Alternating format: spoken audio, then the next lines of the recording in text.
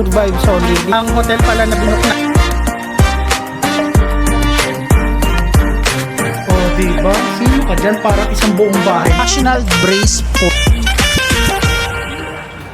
Hello guys, good morning, and it's our 4th day here in Taiwan. So for today, ang gagawin natin is pupunta tayo sa New Zealand or Switzerland of Taiwan, which is ang Qingqianggang grassland. Ngayon is papunta na tayo. And isa pa guys, gusto ko lang din pala inform kayo na nakalipat na tayo ng hotel from Ximen Wow Hostel. Malapit lang siguro mga dalawa or tatlong kanto lang. Yung hotel pala natin guys is nandito lang din malapit sa Ximending area. It's currently 7:16 AM in the morning. So ang ginawa muna natin, iniwan muna natin yung bagahe natin doon sa hotel. And then babalikan na lang natin mamaya pagka uwi natin. Update ko na lang ulit kayo guys. Andito na ako sa Ximen Station and papunta tayo sa Taipei Main Station. Kasi ang sasakyan nating line is Red Line. So update ko na lang ulit kayo mamaya guys. Nakababa na tayo dito sa Jianshan Station. So etong Jianshan Station na to guys is Red Line siya.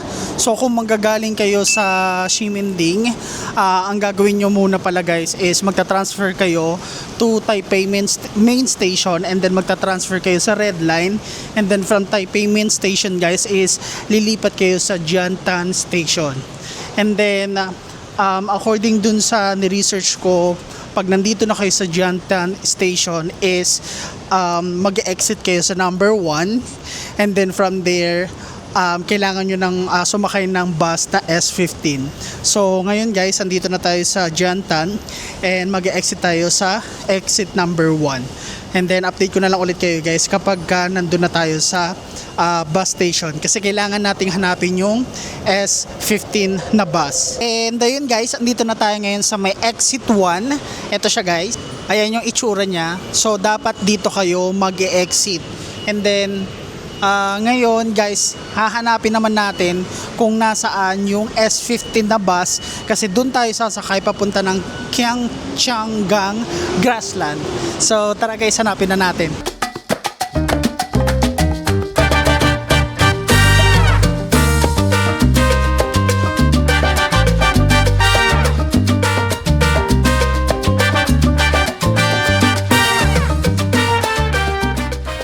Ayun guys, finally we are arrived at Qingqianggang grassland, also known as Sun Valley. Ayan, so ito yung pagbababaan nyo ng bus. So yung biyahe guys from Jianshan Station is inabot ng almost 1 hour, kasi ang daming bus stop, ang daming stoplight, ganyan. And siguro guys, ang mapapayo ko sa inyo kapag pumunta kayo dito, especially sa mga may dalang bata, tapos may mga senior, make sure lang guys na makakasecure kayo ng upuan sa bus. Kasi guys, FYI, maraming mga taong sumasakay sa bus, so talagang punuan at saka siksikan. So make sure lang na makakasecure kayo ng upuan, okay?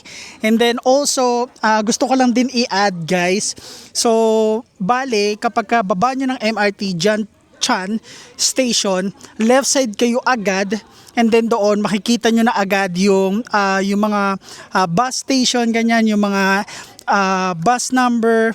And then make sure lang guys na kung makikita nyo is may makikita kayong malaking bilog sa harapan. So kapag nakita nyo na yun, ibig sabihin nasa tamang bus station kayo. And then after nun guys, hanapin nyo lang yung S15. Usually mahaba yung pila nyan, so hanapin nyo lang yung S15, and then sakay lang kayo. And then yung Qingqianggang is ito yung pinaka last stop ng bus station, and then after nun dito kayo bababa. Ayan, so ito yung visitor center nila. Ayan, so ngayon guys, tara, samahan nyo ko, explore natin ang Switzerland or New Zealand of Taiwan. Let's go! Yan yung way kung saan paakyat papunta dun sa patag. So tara guys, akyatin na natin to.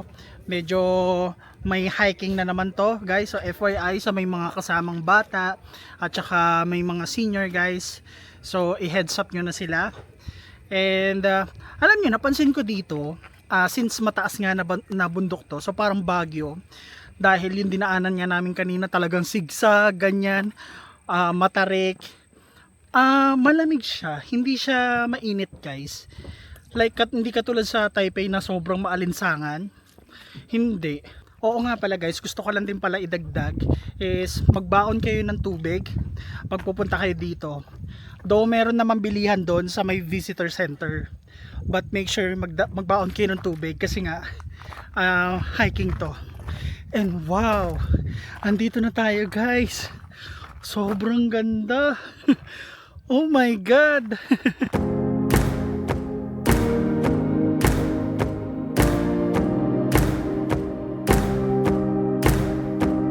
Guys, this is not Switzerland, this is not New Zealand, this is Taiwan!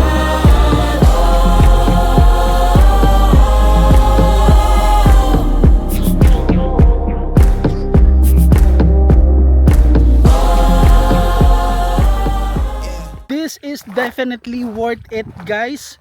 So make sure na puntahan nyo to kapag pumunta kayo ng Taiwan. So it's 1 hour lang yung travel time mula sa Taipei. So please guys, make sure na idagdag nyo to sa itinerary. Wow, look at the view, amazing. Wow, kung ganyan ba naman yung view nyo, nakaka-relax. Imagine that. Kaya, 'di ba guys, tingnan niyo, nakikita niyo naman 'di ba? Tirik ang araw pero yung hangin na humahampas sa balat niyo is malamig, presko at nakaka-relax. But yung downside naman nun is yun yung madalas na nakakapagpaitim kasi hindi nyo nga nararamdaman yung init kasi nga medyo malamig at presko. And guys, I think this is a good month na pumunta dito kasi usually daw sa mga napapanood ko is mafag dito, but wow, look at the view, amazing. Oh, grabe, ang ganda. Grabe, solid. Para akong nasa Windows 7 ba yun? Oh, hindi ma-justify ng camera pero guys, ang ganda. Look. Ang dami palang mga buffalo dito. Ayan, ayan sila. Kung nakikita nyo.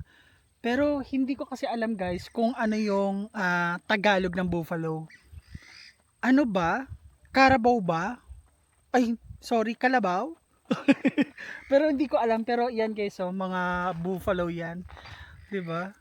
Ang ganda. Look.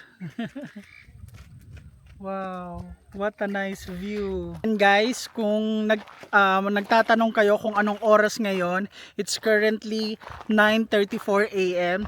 So dumating ako dito ng 9 AM guys. So siguro kung gusto nyo pumunta dito nang wala masyadong tao, tapos ganito kagandang view na hindi ma-fog, siguro guys pumunta rin kayo dito ng August. But take note guys ha, take note, masyadong mainit yung Taiwan ng August. But kung ganito rin naman kaganda yung makikita mo at masisilayan mo, it's definitely worth it. And siguro guys, ang mapapayo ko lang sa inyo na kapag pumupunta kayo ng isang tourist spot, make sure lang na agahan nyo, kasi ganun lagi ang ginagawa ko, na every time pumupunta ako sa isang tourist spot, 5 or 5:30 AM gising na ako, then 6 AM umaalis na ako sa hotel, just to make sure lang na makukuhaan ko or makakapunta ako dun sa lugar na wala pang masyadong tao. Kasi napakahirap guys pumunta sa isang lugar na puno na ng tourist, puno na ng tao. Kaya yun yung masasuggest ko sa inyo. Okay? So tara guys, dumiretso pa tayo. Kasi may mga nakikita ko dito na nag-hike doon sa taas. So ipapakita ko sa inyo guys. Ayan, ewan ko kung nakikita nyo ha. Ayan o, may mga tao na umaakyat doon sa taas. So tara nga guys, puntahan natin kung anong meron doon. Ay, let's see kung mapupuntahan natin. Kasi dito pa lang enough na eh. And medyo mataas-taas yung papanikin. Kulang tayo sa cardio guys. But anyway, grabe, sobrang solid dito. Wala masyadong tao. Makakapag-muni-muni ka, makakapag-drama ka, makakapag-emote ka. At saka mapapatanong ka na lang na bakit hindi kanya magustuhan? Ano ba yung kulang na wala sa iba? Ano ba ang meron siya na wala sa'yo? Guys, andito naman tayo ngayon sa likod ng bundok. Look, papakita ko sa inyo. Wow. Oh my god, bangin na pala to. Wow, ang ganda guys. Grabe, puro na lang maganda yung sinasabi ko. But tignan mo naman kasi to. Hindi ba maganda yan? Ayan, hindi ba maganda yan guys? Wow, ang ganda. If gusto nyo mag-hike, dito nyo sisimulan, dito sa part na to. Ayan. So dito kayo papasok guys. Ayan. Sa entrance na yan. Doon pataas.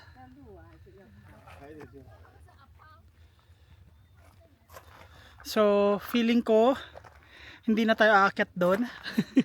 So dito na lang tayo mag-i-stay banda. Kasi medyo mataas guys oh.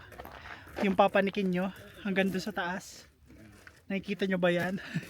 Pero may mga umakyat guys ha. Pero kung gusto nyo na mas thrilling yung adventure, pwede nyong akyatin yan. Ayan, diba kanina guys, tayo lang yung tao. Pero time check guys, it's 10:12 AM. Hello! So medyo dumadami na yung tao dito ngayon guys. Tingnan nyo to. Nagsisimula na magsidatingan yung mga turista. So siguro masasuggest ko dito guys na pumunta kayo talaga dito ng mga siguro 8 to 9 AM. Yun yung suggestion ko guys para masolo nyo yung ganito kagandang view. Kaya sa mga pupunta dyan sa Taiwan, idagdag nyo to sa itinerary nyo kasi worth it siya puntahan. And at the same time, kapag pumunta kayo ng gantong panahon at buwan, since mainit ngayon sa Taiwan, dito presko, dito malamig. So at least para makapag chill kayo, ganyan. So yeah, and especially dun sa mga mahihilig sa mga nature, sa mga bundok, ganyan. So this place is for you. So guys, puntahan nyo rin to, please, please, please. Maidagdag ko na lang din pala sa inyo guys, wala po ditong entrance fee, wala po ditong activity na kung saan kailangan yung i-book or what. Wala pong ganon guys, wala po kayong babayaran. So this is totally free. Ang kailangan nyo lang is pumunta dito. And yung pamasahe siguro from Jianshan Station to Qianchanggang is mga nasa, basta wala pang 50 NTD guys yung bus. So kaya kung gusto nyong pumunta ng Taiwan na budgeted lang yung pera nyo, ito ang isama nyo sa mga itinerary nyo. Free na, napakaganda pa ng tanawin, malamig kahit na summer ngayon, at isa pa merong touch ng nature. So puntahan nyo to. Bali ayun lang guys, ito yung mga makikita nyo sa Qianchanggang grassland, or also known as Sand Valley. And babalik na tayo ulit ng Ximending at mag-hotel and room tour tayo. So yes, tama po, lumipat na tayo ng hotel, from hostel to hotel. And etong hotel na to guys, uunahan ko na kayo, nabook ko siya sa Agoda ulit kasi mas mura siya sa Agoda. Hindi dahil bias ako, Pero gusto kong i-share sa inyo na kung saan mas makakamura at the same time hindi mako-compromise yung pag-i-stay nyo ng accommodation nyo. So mamaya sasabihin ko sa inyo in detailed, and then ipapakita ko sa inyo kung ano yung room na nabook ko, and then kung saan siya banda. Update ko na lang kayo guys kapag nakabalik na tayo ng Ximending.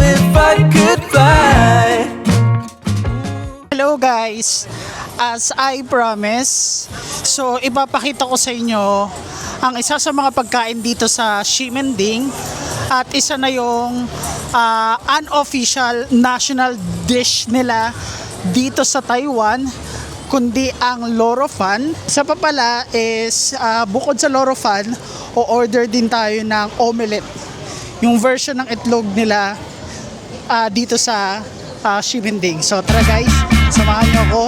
Let's go! Kung makikita nyo, actually hindi siya pricey, you know. Ayun no, merong 80, 65, 70. Yan, post nyo na lang guys kung gusto nyo makita yung price.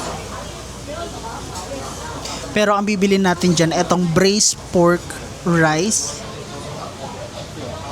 And then, yung isa is yung oyster omelette. Ito siya guys. Bali, yung oyster omelette guys is nagkakalaga ng 80 NTD. And yung braised pork rice na 55 NTD. And then, sa likod naman, pwede din kayo mamili ng mga juices. Ayan. So, kayo na bahala. I-post nyo na lang. Pero siguro ang marirecommend ko dyan na masarap is yung papaya milk. Ito guys. Ayan. Tapos kung gusto nyo magdagdag ng side dish, andito rin. Ayan, katulad yan, dried tofu, 35 lang. 2 spice eggs na 30 NTD, fried tofu, ganyan. So, kayo ang bahala. Ngayon guys, dumating na yung order natin. Andito na yung oyster omelette, and andito na rin yung braised pork or yung loro fan na tinatawag nila. And then bumili din ako ng papaya milk. So tara, tikman na natin unang-una yung braised pork or yung loro fan nila. Kung makikita nyo, para lang siyang adobo na may parang may mga baboy, mga taba. Dito mga taba guys. Tapos kung aamoyin mo, amoy soy sauce, ganyan. Basta parang adobo nga lang. So, tara, tikman na natin.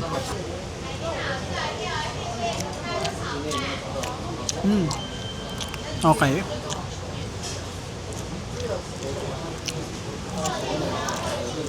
So, tama nga ako guys. Ano siya? Imaginein mo na lang, kanin, tapos sa top, mga toppings ng mga baboy na matataba, ganon. Ang sarap niya kasi hindi siya nalalayo sa national dish natin, which is ang adobo. So kapag tinikman nyo to, kumbaga hindi kayo maninibago, but sobrang sarap niya. So itry nyo rin to kasi ito yung isa sa mga national unofficial national dish nila dito sa Taiwan. Punta naman tayo sa oyster omelette. So basically, para lang siyang itlog na may mga oyster, ganyan. Tapos meron din siyang gulay. Ayan, may gulay pala siyang kasama. Ito nakikita nyo yan. Tapos meron ding sibuyas. Ayan. So actually yun lang naman, itlog na may oyster. Pakita ko sa inyo yung oyster. Sorry. Ayan. 'Di ba? Maliliit na oyster. Ayan. And then mga gulay, ganyan, tapos sibuyas. And then hindi ko alam kung ano tong sauce na to na parang matamis sa ata to. So tara guys, tikman na natin.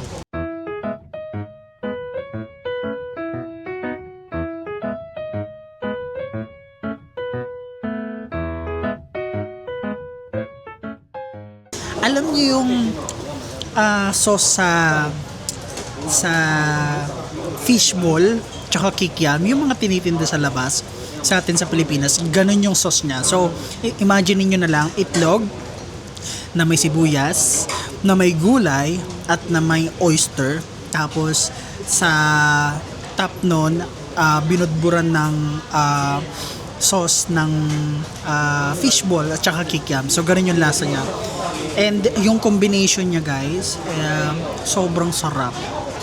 Nakikita nyo, medyo sticky yung texture niya. Sa mga magpupunta ng Taiwan dyan, wag na wag kayong uuwi ng Pilipinas or babalik ng Pilipinas na hindi nyo natitikman ang loro fan or yung braised pork at saka yung oyster omelette nila. Sarap guys, solid. So ayan guys, yung Amba Hotel. Yan. And then tapat niya lang is etong Star Shimen Hotel dito. Ayan, so dito kayo papasok. And then yan dyan sa part na yan. And then yan, ito yung building nila. Yung floor pala nila guys is 9 floor, 9 or 10 floor. Ito. Ayan, Star Shimen Hotel. So pindutin na natin.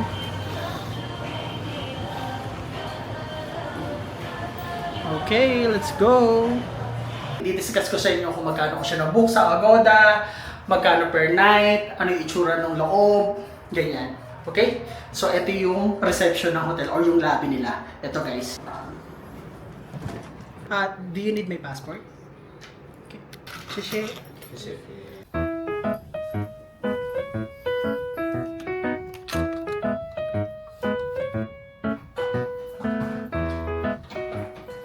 Hello guys, andito na tayo ngayon sa ating room dito sa Star Shimen Hotel.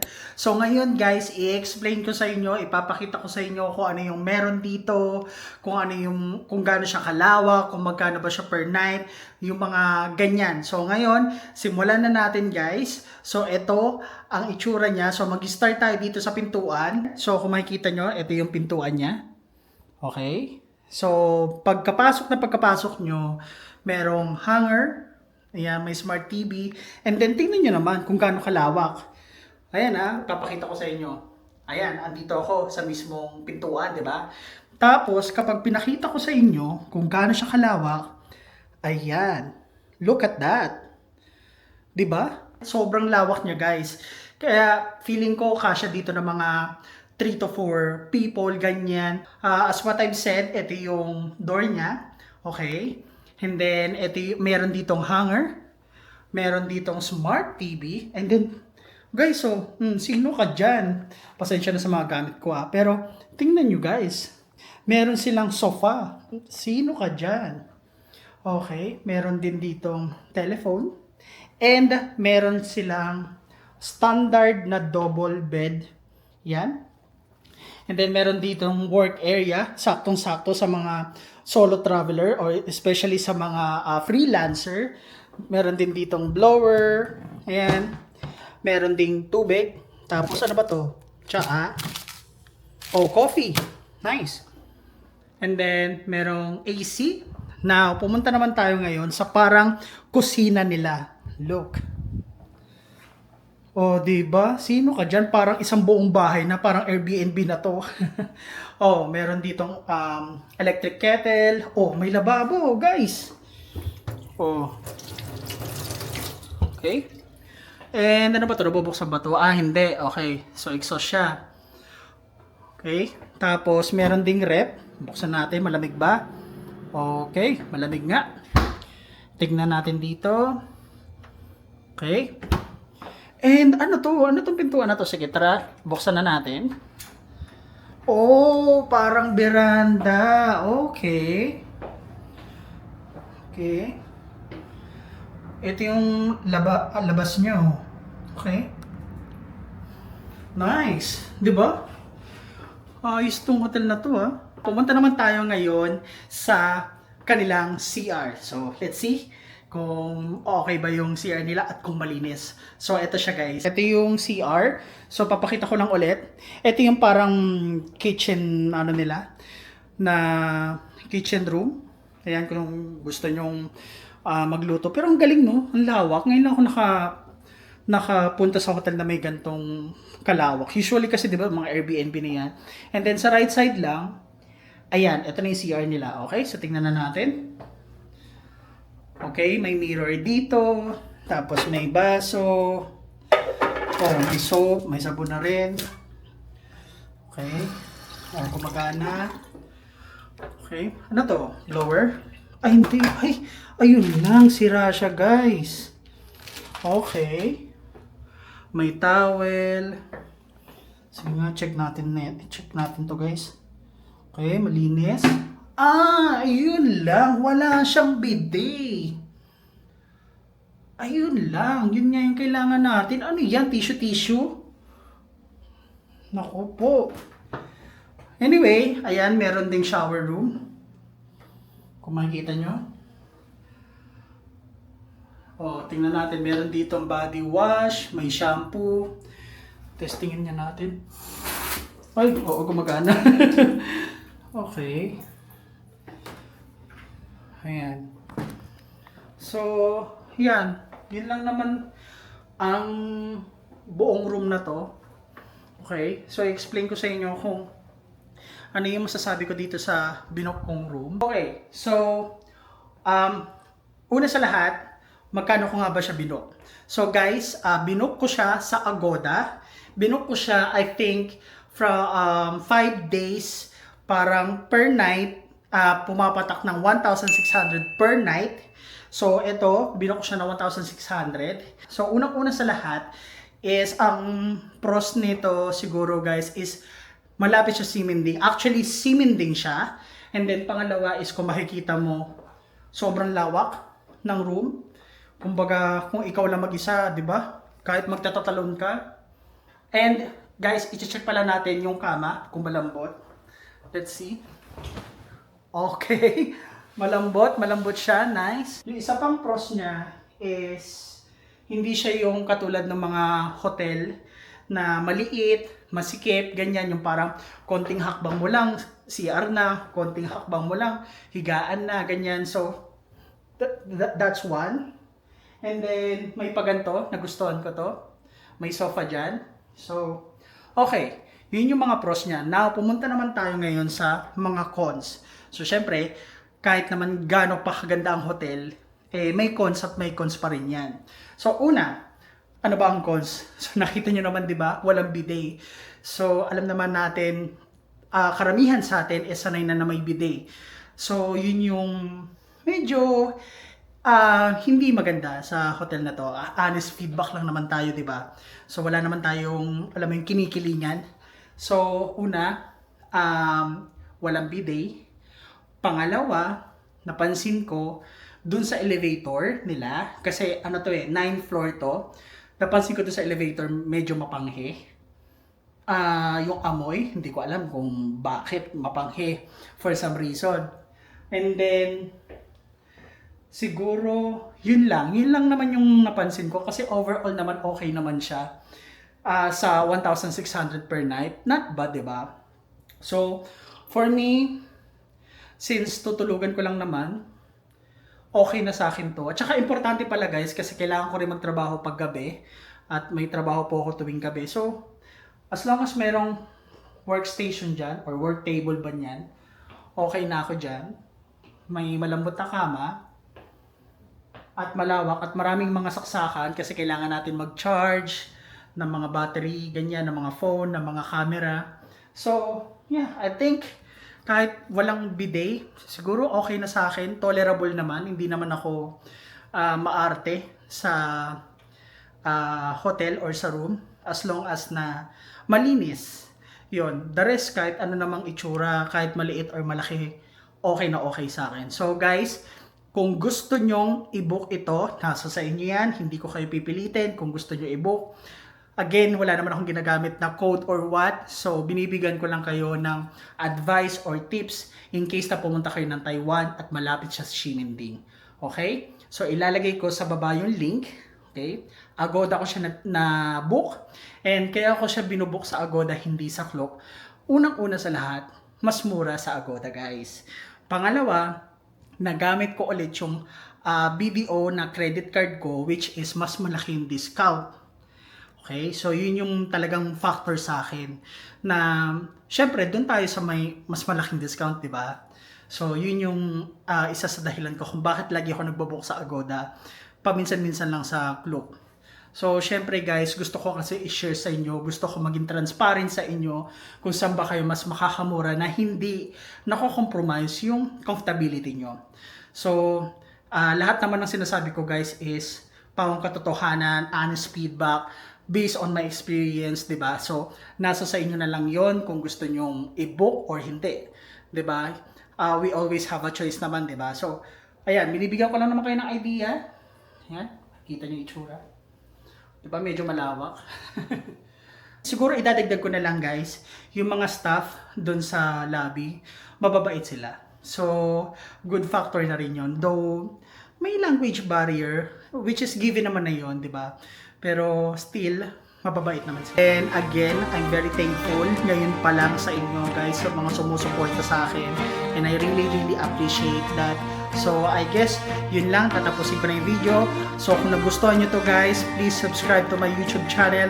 So yun lang. Bye! Peace!